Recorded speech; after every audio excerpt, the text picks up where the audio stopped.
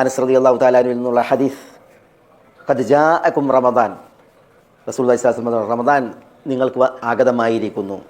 അതാക്കും റമദാൻ ഷഹ്റുൻ മുബാറക്, ഹദീസിൻ്റെ പ്രയോഗം കാണാം. റമദാൻ നിങ്ങൾക്ക് വന്നണഞ്ഞിരിക്കുന്നു, അനുഗ്രഹം അരുളപ്പെട്ട മാസം എന്ന് പറഞ്ഞ് നബി സല്ലല്ലാഹു അലൈഹി വസല്ലം തങ്ങൾ പിന്നെ റമദാൻ്റെ ഗുണഗണങ്ങൾ എണ്ണുകയായി.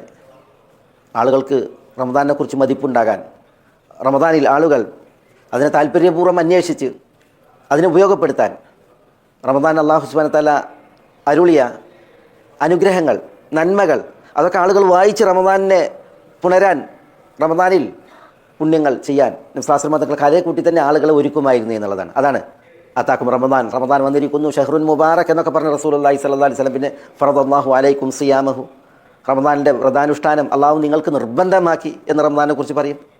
ഇദാ അവ്വലു ലൈലത്തിൻ മിൻ റമദാൻ, റമദാൻ്റെ ആദ്യ രാവായാൽ തന്നെ സുഫിദത്തി ഷയാത്തീൻ വമറദത്തുൽ ജിൻ, ഷൈത്താൻമാർ, ജിന്ന് വർഗത്തിൽ മല്ലന്മാർ ഒക്കെ ബന്ധിക്കപ്പെടും എന്ന് നബി സല്ലല്ലാഹു അലൈഹി വസല്ലം തങ്ങൾ പറഞ്ഞു.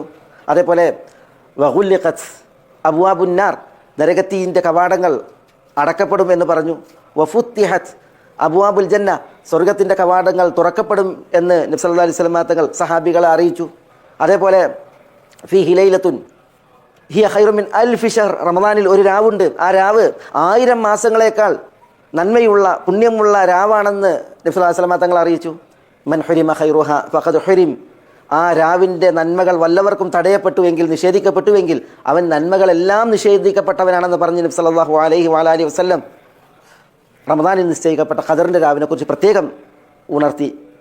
ഇങ്ങനെയൊക്കെയായിരുന്നു നബി സല്ലല്ലാഹു അലൈഹി വസല്ലം തങ്ങളുടെ റമദാൻ മാസത്തെ സ്വീകരിക്കൽ.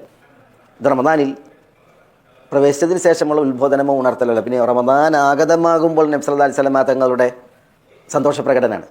റമദാനെ സ്വീകരിക്കുവാൻ ആളുകളെ ഒരുക്കലാണ്.